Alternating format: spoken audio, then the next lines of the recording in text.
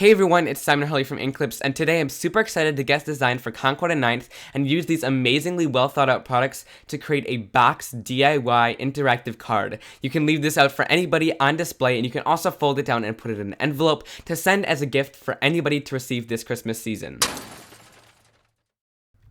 So there's a bunch of confusing kind of shapes and sizes that you guys need, and I'll leave those all over at my blog so you guys won't be confused about those. But basically, you're going to want to line up the dies so that they're parallel on the bottom and so that they're almost touching the top, and they'll cut out perfectly for you. Just run those through your die cutting machine and it'll work out really well. Now for the actual card base, or the card box base, I'm using this long die that they had sent me. Now since these are prototypes, I didn't get the newest version of it, and I think the newest version is going to be a round shape like this. This was from a different company, but I'm just using the other shape in today's video because it's important that you have these specific dies because they work out super well, and I'll show you why later. So to create my nighttime sky for the whole manger scene to come together with about a bajillion stars, I'm going to be doing some distress ink blending. So I'm starting off with pink, then I'm going to go to tan, yellow, purple, and then blue, and you can add some black on the edges for some contrast. I find that making the background as dark as you can is really super nice because you can make the other pieces a little bit lighter to make them kind of pop off the card with some contrast.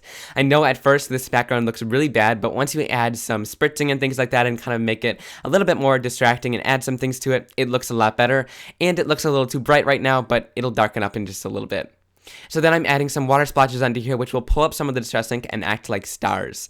To distress ink blend some of these pieces as well, I'm going to make it a little more subtle, and I'm also leaving the inserted pieces in, and I'm going to pop those out later so that they stay sturdy.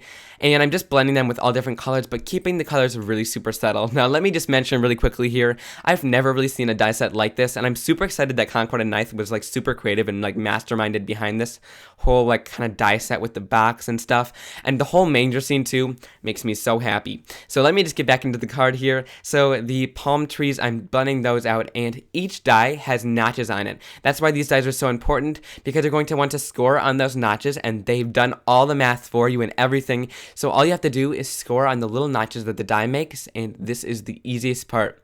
You're going to want to fold over those notches and then add some adhesive on each part of the notch, and then add them on the inside of the card, and you'll see my assembly in just a minute here.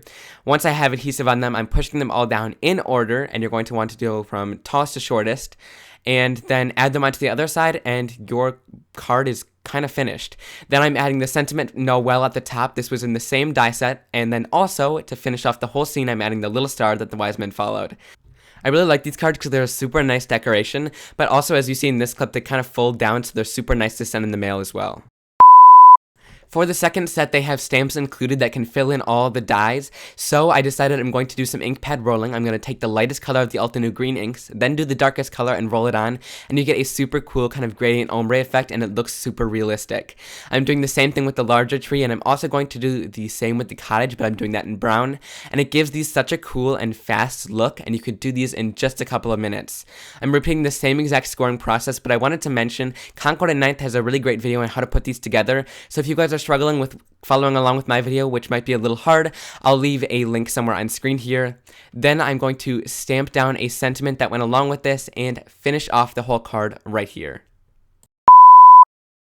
I loved creating some DIY box cards today. These are super interactive, and I love the idea how you can flatten them and send them in a mail, but people can leave them out as a decoration, and they look super cool as well.